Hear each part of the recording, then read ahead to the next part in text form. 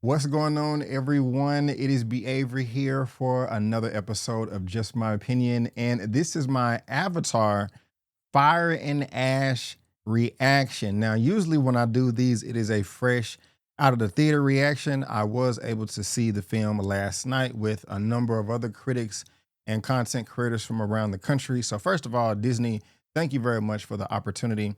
I really do appreciate it. Like I said, I usually do these when I first get out of the theater, but for this one right here, one of my most anticipated films of 2025, I really did want to sleep on it, catch some Z's, get some rest, think about it at night, think about it in the morning, and then give you guys my reaction. So this is not my initial reaction. I have seen the film maybe about 12 hours ago. And again, this is not a review. This is a reaction. The embargo doesn't lift, I think, until maybe like 2 weeks from today, like December the 16th. It comes out on the 19th, which is 2 weeks from this Friday. So I have to be super duper vague on purpose. I cannot go into any specifics, talk about the plot, the story, characters, or anything like that. Just kind of some feelings overall. I will also preface this by saying that I did go into this movie with super duper high expectations. Like I said, this was my one of my most anticipated films of 2025. I did love the first Avatar that came out in 2009. I love Way of Water, which came out 2022, 2023. I'm an Avatar fan. I'm a James Cameron fan. I always have been, and I wanted these movies to win. I was also going into this saying, hey, this part three has the potential to make $3 billion worldwide at the end of its theatrical run if the movie is better than the first and the second. If it's as good as the first or second, I don't think it'll reach 3 billion, but universally, I was just saying to myself, people going to have to come out of the theaters and be like, man, this was the best one yet for it to reach 3 billion. Not that it needs to make 3 billion for it to be successful, but just for breaking records, it's fun to talk about. So here's my reaction of Avatar Fire and Ash. First of all, I want to say I have nothing negative or bad to say about this movie. Anything I have to say, it is positive. So I will go ahead and say two thumbs up right here. The question is how good is the film? Does it surpass the first one, the second one, or is it mediocre? Is it okay? Well, again, it's definitely not bad.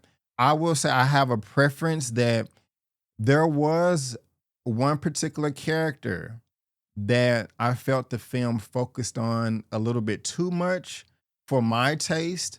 The coverage wasn't bad, it was great, and it helped out with the story and the point that they were trying to get across. But if there was another way, another character that they could have used to focus on a little bit more, I would have preferred that. Again, I'm not saying that it was bad, but that's the closest, criticism that you will get in this reaction. Everything else was great. I can't say right now if I like this movie more than the first two. And there's a reason why, which I will tell you in it. No, I'll go ahead and tell you this right now. The movie is 3 hours, 15 minutes long. Okay. And I did not have a problem with that at all. If you can make the best movie with it being that long, more power to you. Make sure you go to the bathroom. I thought I did. I used the restroom before I left my apartment to go to the theater. And then as soon as I got to the theater, I went to the restroom again. I had to leave the theater 2 times to go use the restroom. And so that's very, very unfortunate. And so there was two key pivotal scenes that I missed. One of them I can't talk about because it's not in the trailers and I don't want to spoil anything for you. But the other part that I missed, this is in the trailers. And this is not a spoiler. So where the fire lady was explaining her position on why she doesn't deal with AWA and that she chose the fire way of life.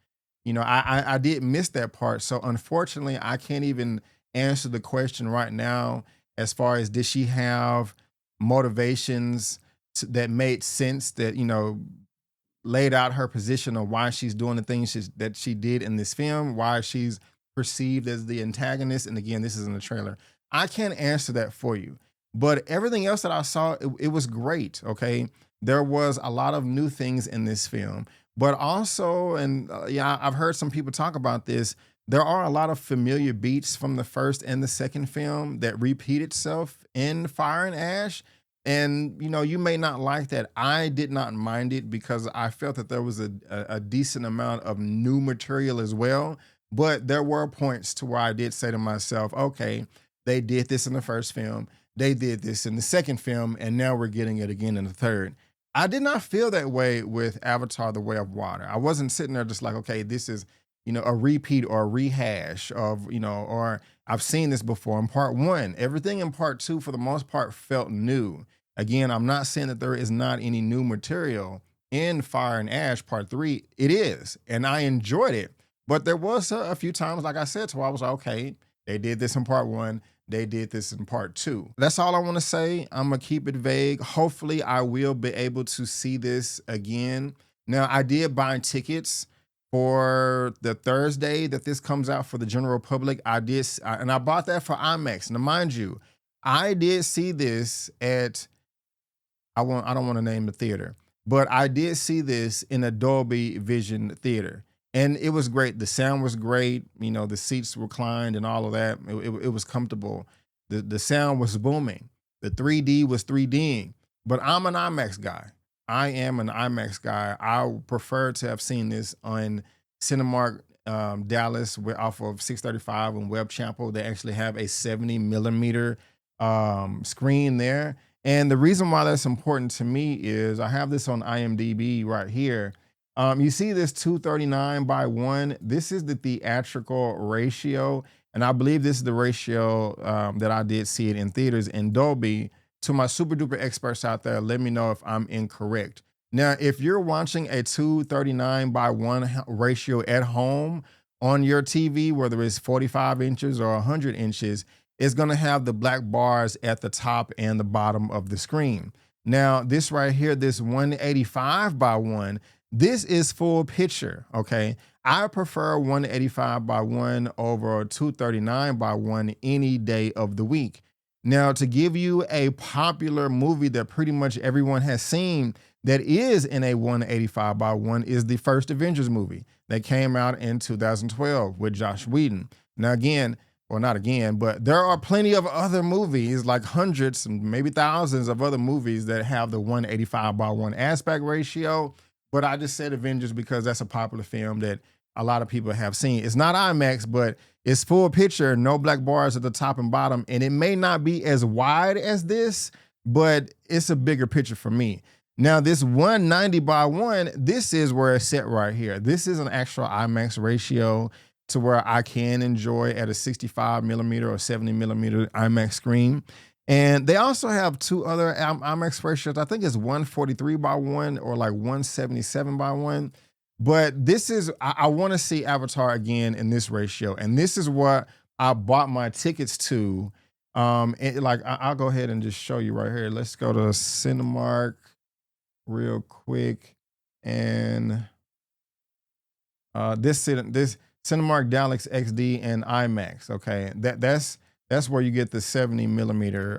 That's where I'm going to be able to enjoy this IMAX ratio right here. So hopefully I can see it again before this is released, so I can, give you guys the best review possible.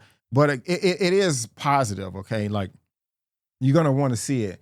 Also, the first Avatar movie, 81 from the critics, 82 from the audience, and it made $2.9 billion. $2.9 billion. Part two, 76 from the critics, 92 from the audience. So slightly higher audience score, and it made 2.3. How much will Fire and Ash make? I don't think it'll, I can't say right now, I don't think it'll make $3 billion. I'm confident it'll make at least $2 billion worldwide. And that's a success in my opinion. I don't know what the budget was for no, that's a success. So positive. I have nothing negative to say about this. I want to be a little bit more specific with my thoughts, but I can't. This is just a reaction. My reaction is good, not mixed positive, but positive. 2 thumbs up. Gonna want to see this movie. I think I can say it is at least as good as the first two, but I have to see it again for reasons that I listed earlier. So thank you guys for tuning in. Subscribe for my full review that will be coming out in about 2 weeks. Thank you again. I'm B. Avery. That's just my opinion. Peace. I'll see you next time.